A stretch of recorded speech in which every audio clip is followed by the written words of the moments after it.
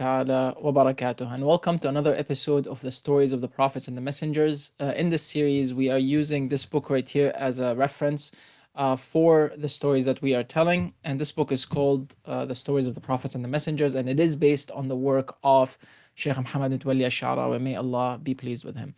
In the last episode, we spoke about the building of the house, the building of the sacred house.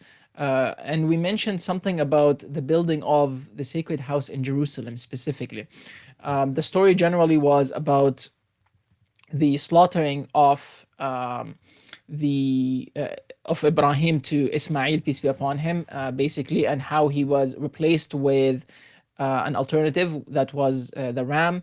And then we spoke about how the three angels that came to Ibrahim, peace be upon him, to give him glad tidings, as well as we spoke about their initial destination, or the final destination, which was going to be the people of Lut.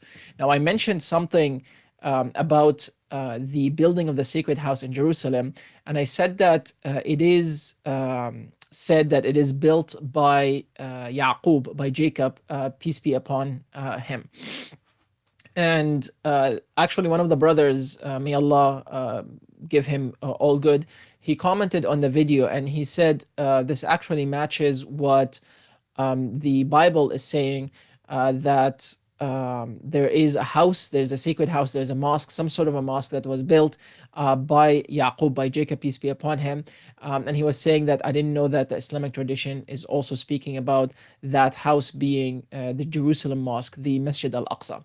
So I had to go and I explain and to explain in the video, or sorry, in the comments, what I meant. And in this video, I really want to go a bit into detail of this narration. Those narrations and those interpretations are not in this reference right here, but they are collected from other references, including Ibn Kathir, the book of Ibn Kathir, Al-Bidayah wa Nihaya, the beginning and the end. But it is just important that we state some of these things.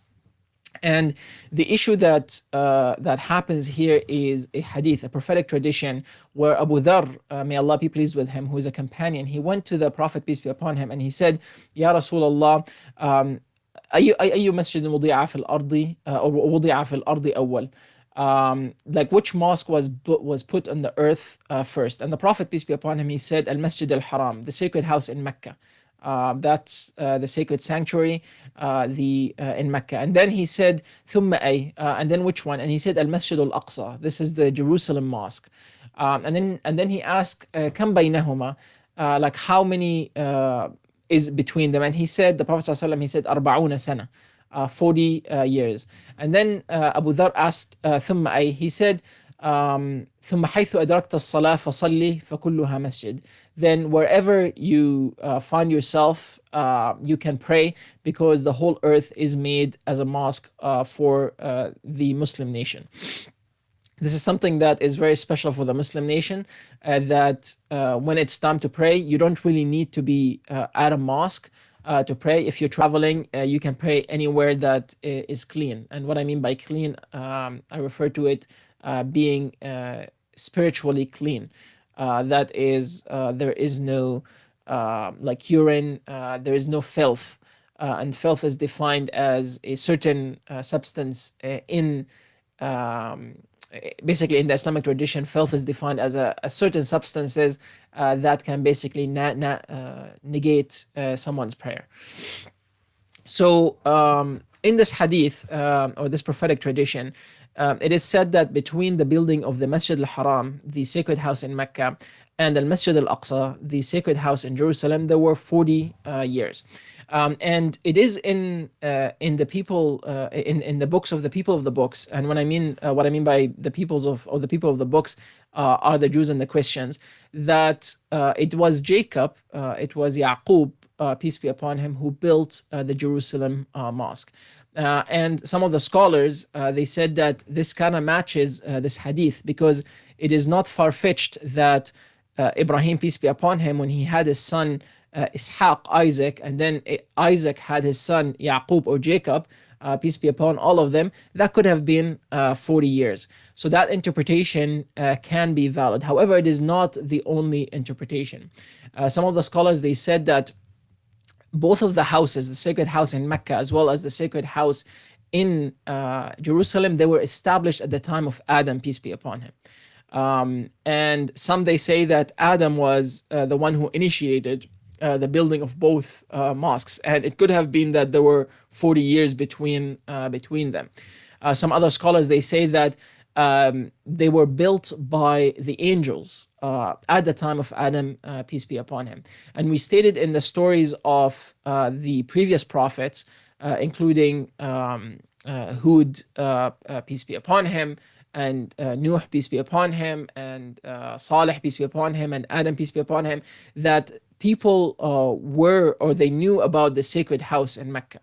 And some people, they frequented that area, despite at the time of Ibrahim, peace be upon him, having that area as a deserted area and not being a civilized region.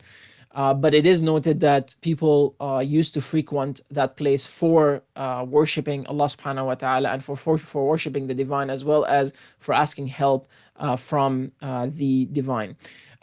So what we mean by building here, and I use the term building, and that was a translation from the Arabic term bana. And bana, it doesn't necessarily mean that they initially started. So for example, in the sacred house in Mecca, Allah subhanahu wa ta'ala said, وَإِذْ يَرْفَعُ إِبْرَاهِيمُ الْقَوَاعِدَ مِنَ الْبَيْتِ وَإِسْمَاعِيلُ رَبَّنَا تَقَبَّلْ مِنَّا. And remember when Ibrahim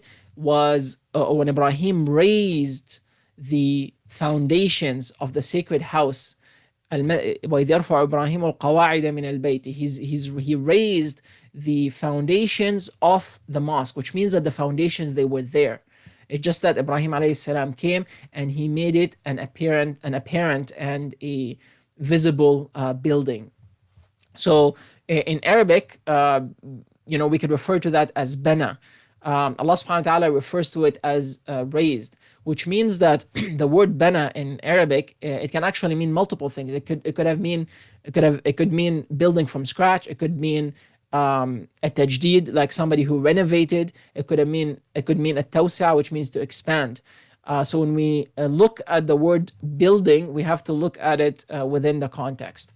And what could have happened as well, and this is some of the interpretations in the Islamic tradition, is that both of these sacred houses were built by Adam. In another interpretation, they could have been initially built by the angels. In another interpretation, that it could have been built by the children of Adam, like Sheath, for example, or Sam from Noah, peace be upon him. It is also said that one of the interpretations is that Ibrahim, peace be upon him, when he raised the foundations in the sacred house of Mecca, when he went back to Jerusalem, he ended up actually building also, or basically renovating or expanding the sacred house in Jerusalem.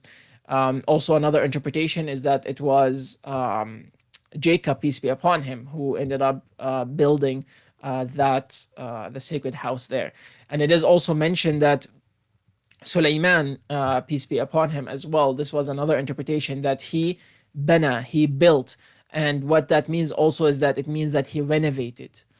He renovated and expanded Al-Masjid Al-Aqsa, the Jerusalem sacred house. I thought this was important to note, and the question that came from the brother, or the comment, was really, really good. And I will try, inshallah, God willing, in the next videos to be as clear as I can be. Sometimes leaving things up for interpretations. People can understand what I'm saying in different ways. So I'll try to be as clear as possible. And I really love these comments that I'm getting from the listeners. And let me know if you have any questions, and I will expand on it, as well as if you understood certain things in a certain way. and you want to confirm, please feel free to put a comment in there, and I will explain as much as I can. So thank you very much to the brother for that comment, and to everyone who is listening. And inshallah, I will see you in the next episode. Wassalamu alaikum wa rahmatullahi ta'ala wa barakatuh.